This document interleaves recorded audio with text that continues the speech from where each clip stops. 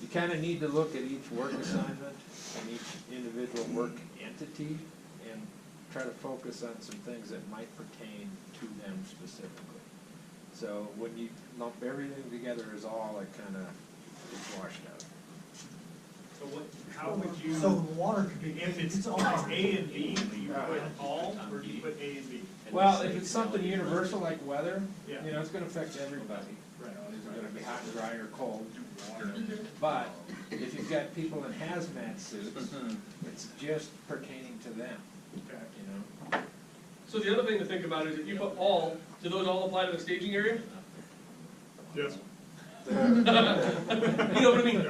These are directed towards the tactical Alpha Bravo for the most part, but you also have in this, your staging area, that's part of your thing, and you have the security group that's out and about all over the place. So some of the hazmat stuff may not apply to them, it would be Alpha Bravo. Some of them would be all like the driving, because that is everybody. So just, again, it's not a safety officer class. We're just trying to think through and look through some of these things to make sure you're catching some of the nuances, that because the devil's in the details when you really get through this. So there's a small little lake right there. All right, so we're gonna real quick. We're actually to the third group. This is going great. So I want to give all three of you an opportunity. So whoever your mouse person is, Tim, take it through. Show us what you got. So first of all, we are severely handicapped. You're talking snowplow drivers and flag so I want you to understand that. What? Except for Tracy. Yeah. So when we looked at the map, and I know we probably should have broke this up into different groups or whatnot, but we looked at Division Alpha and Bravo and basically made two different categories of each. So on Division A, we put down maintain the road closures on I-265 at the two closure points to maintain safety. And there was 2 points on A, and we'll get down there, but there was 4 on the north side of it. We put down 2 flagger teams. We were assuming that they're coming with 2 guys in each one, their own truck and so forth. Ordered some barricades and light plants for each one of those spots. Our second mission, whatever, task at A was to contain, remove, spill at original accident site. And tried to get, with some help there, getting specifically, you know, a little bit more where, not just say at A, but at the original site. So anyways, we ordered some light plants there, and it was overnight that they ordered some light there. We had a hazmat truck for there, a Type 2 excavator, 2 dump trucks. We assigned law enforcement there, just for looky-loos, and maybe there's some investigation or whatever, but at that supply, and a supply truck at that location. And I don't know if we did this right either or not, but we, because I don't know. You're good. You're good so far. You're really good so far. We put a safety officer for A, I guess, to maintain traffic and the accident site, and then a division supervisor, because, you know, a flagger unit comes in there pretty much with a qualified supervisor. Didn't think they needed a division supervisor for 2 trucks, so. Sure. Just that, division supervisor, that was really concentrated on the original site. On special equipment for the hazmat truck, we were requiring that it had water quality and filtration equipment, obviously for the spill. You talked about drop points and staging area. So Division 1, the ICP was fairly close there, so we figured that would be the drop point for Division A. And actually, there was a little bit of fluctuation in the group that whether we were just going to send them all to the one place just for what you said about briefings, but we realized there was a geographical area that it was going straight through the site. So we did put down a drop point 1, which was the staging area by Wolf Pen Road for Bravo's equipment to come in. So I got You're to good. the horse. Bravo, maintain the 4 closure points on Highway 71 and Wolf Pen Road to maintain safety. Those were doubled up, 4 light plants, 4 traffic control devices for that. And we also assigned, that probably should have been in there, but we assigned 2 law enforcement areas there because that was basically where the spill was going into the ponds. For scene security, there might be some investigation, looky-loos or whatnot. Blue lights and guns are better than orange lights and paddles. And then a supply truck to maintain those areas. The second task in Bravo was to contain the hazmat cleanup operations and monitoring of all the ponds. Kind of giving it specific that they know where they're going and what they're doing. Didn't limit it just to one pond or the whole area. So we realized this was gonna be a bigger issue because it's already left the accident site, more resources are gonna be needed to where it's going. 4 light plants to light that area up, 2 hazmat units assigned down there, another excavator, some more dump trucks there. At this area, we're gonna have a supply truck, we're gonna have 3 environmental test units there, a decon unit and a medical unit, just because it's a spill area and that's kind of where it's happening. We assigned another safety officer, a division supervisor for where the runoff is going. Again, that hazmat unit needed to have water filtration, quality equipment. And then I got ahead of it, but the drop point 1 was kind of on that side, and not knowing the graph, if that was close enough or not, we just figured it was kind of in 2 different locations, so that was all that was. Okay, good, well thought out. My only question is span of control. Yep. I do not see any strike team task force leaders listed there, and you're overwhelming your division soups with your busting span of control there. So, but if you get that mid-level management, you'll be fine. Okay. Well, as we saw that, we realized we probably needed to, Yeah. But again, it's not an ops chief class, so we're not hammered on the technical side, it's about the process. But again, we wanna make sure that folks are keying in on some of those things, so that you continually improve, because you can all pick up on some of those things. Because there are times that I know that I've caught that span of control issue on the ops stuff as a logs chief, just by being there and having them explain it, and all of a sudden I start doing counting, it's like, wait a second, this doesn't seem right, kids. Yeah. So, should we have put in another task force or just assign more division supervisors? You could have just put a task force leader over on your overhead position, just like these guys did over here, you guys had, back here, they had a task force leader. No, that makes perfectly You can do sense, that. you need to think about that when you're ordering that, Yep. and keeping that span. Yep. Oh, it makes sense. So who's your, Floyd, the map maker? Not the scale. So our safety plan was pretty much the same. We did break it out there towards the end for Alpha and Bravo. During nighttime ops, low visibility, traffic control, we want to make sure we got plenty of light plants, everything lit. Type 3 PPE, vest, hard hat, everything else. With the Alpha and Bravo both working with the contamination and contact, we did pull the MSDS sheets to see what we need, so we got appropriate PPE. Slip, trips, and falls at night, headlamps, light plants, reflectivity.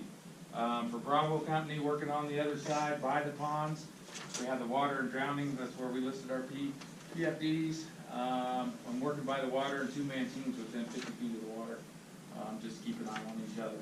With the heavy equipment, with both teams working on both sides, the moving hazard, we got spotters at all times and use high visibility PPE, flashlights and wands, so you can be seen on the ground. Both teams again with low temperatures being nighttime work, hypothermia possibility if anybody falls into the pond, so lay their clothing, ability to get out of the elements.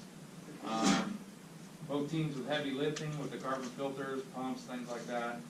Just be aware of back strains, proper lifting techniques, 2-man teams, and utilize your equipment. For Bravo, working around the ponds, we had water snakes, alligators, biting hazards. We determined this is where it went to type 2 and we were out there. The rabbit alligators, or what was this? And watching out for all types of wildlife. Both teams for drowsiness and fatigue since you're working long shifts and lacking the motor skills. Proper work and rest ratios 2-to-1, take breaks as necessary. Also the weather, extreme weather conditions, keep an eye on it. We got somebody every 2 hours working around the water and be at night. Wow. Alligators. Yeah, They know how. nice job, everybody. So, this is one of the traps that I see Type 3 teams get into, especially the first time they go through these things, they explain it just like you guys did. The second time around, all they want to do is say, we just made a couple changes here and a couple changes here. Everybody good with that? It's worth going through it the same every time. It's worth saying, we're changing this, we're really working our way through it and not trying to shortcut it. Because as soon as you get comfortable with that cycle of the P, you start looking for efficiencies, or what you believe to be efficiencies, and really what you're doing is you're pulling away from the process, and you are, you're shortchanging yourself in the long run. You won't see it until 3 or 4 days later, and then it's hard to reverse yourself back. Staying disciplined is one of the hardest things for type 3 organizations, because there's so much dynamic stuff happening and so many things moving at once. But keeping that discipline, maintaining it, even though it's only 4 people sitting there talking, and you've been talking informally all day long, it's worth going through the whole thing and following the structure of it so that you don't get yourself lost, because you'll catch things. You'll catch them every day, you'll catch them every time, but you'll catch things. That'll be worth it. It's absolutely worth it. So let's, Todd. Just one breakout, because as you guys are looking at the planning meeting later and then the ops briefing, sometimes it gets confused. Which is what and what you're supposed to be doing. The purpose of the tactics meeting is require, have, need. And if you can't remember that, it's on the 215. Under number 6. Require, have, need. That's the purpose of the tactics meeting. What does ops require to get the job done? What does plans know that we already have checked in? What does logistics need to order? And then you figure out who's supposed to be in the meeting based on that too. That same purpose. Purpose for the planning meeting, Travis will talk about that later, that's different than the purpose of the tactics meeting, certainly different than the purpose for the ops briefing. So again, it's always, this is the secret meeting. It's not in all the position-specific classes. It's not in, there's 5 slides in ICS 300 that deal with the 215 and deal with this. That's all that most people usually get. And then they never really hear about it, nobody ever really walks them through it, they don't really talk about it. And we've spent the majority of the day morning here about it, and I hope that you understand it better now.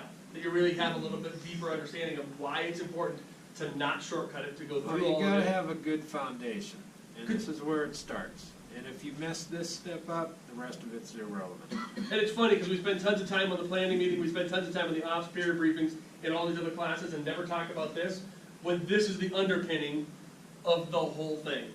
This form rules the world. Rob said to me on the side, he said, when I come in as a FOBS, as a forward observer, right? He said, when I check in, I go to check in, the first thing I do is I get a map, and I go find the 215, and I get my essay right there, before I even go to my supervisor and say, I'm here, what do you want me to go do? So that he can figure out what's going on. If you spend the time to do this the right way and think it through, everything else is easy. Because you've done all the heavy thinking, all the planning, organizing right here. Yep. And it's the one that every other course glosses over and doesn't take a ton of time to really delve into the details of it. It is the least taught portion of the planning P in any of the courses, by far. I mean, other than the ops section chief, trained, position specific or the safety position specific, nothing else deals with this. Resource does. Yeah, resource does, that makes sense. Quick question? Yep, Bottom of the page, 11, 12, 13. So I understand now that we put task force leaders under overhead.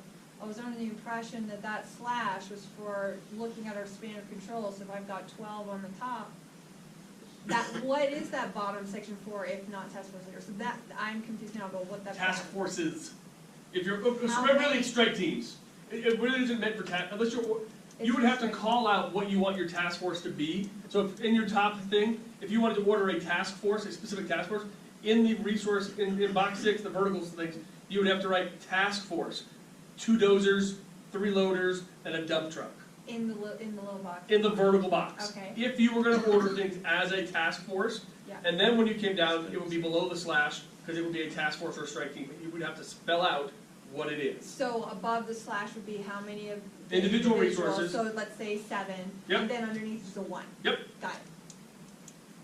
The origin of the form historically comes out of California, CAL FIRE, or Division of Forestry. They work by strike teams. Right, you You can don't order an engine, you order a strike team. Got it. We don't usually do that too much. Right, I mean, so the not, bottom of the slash is somewhat superfluous for the rest of the nation, but in the origin of the form, That's why it's there. Understood. So for your type 3 team individually, you could just get rid of the slash, because there's no reality. We aren't ordering things on a type 3. Once we're rising to the level that we're ordering multiple strike teams of anything, you have to ask yourself, is it a type 3 organization? But the danger in doing that is forgetting the mid-level managers. Yep. That's a common problem. Oh, let's build the world, but then you forget span of control. Yep. So it depends on how you want to organize yourselves and what you want to do. Again, there's no ICS cops. There are no people in black helicopters coming to get you if you take that slash off and you create your SOP for your organization to say, this is what we're going to do. It's perfectly acceptable. You can do it. So let's take a quick break. Let's come back at 15, so let's take 3 or 4 minutes, just take a less than 5-minute break. That way we can get into this, get out of here before lunch, because we are only an hour for lunch. I'm reading the clock correctly today. We're less than an hour for lunch.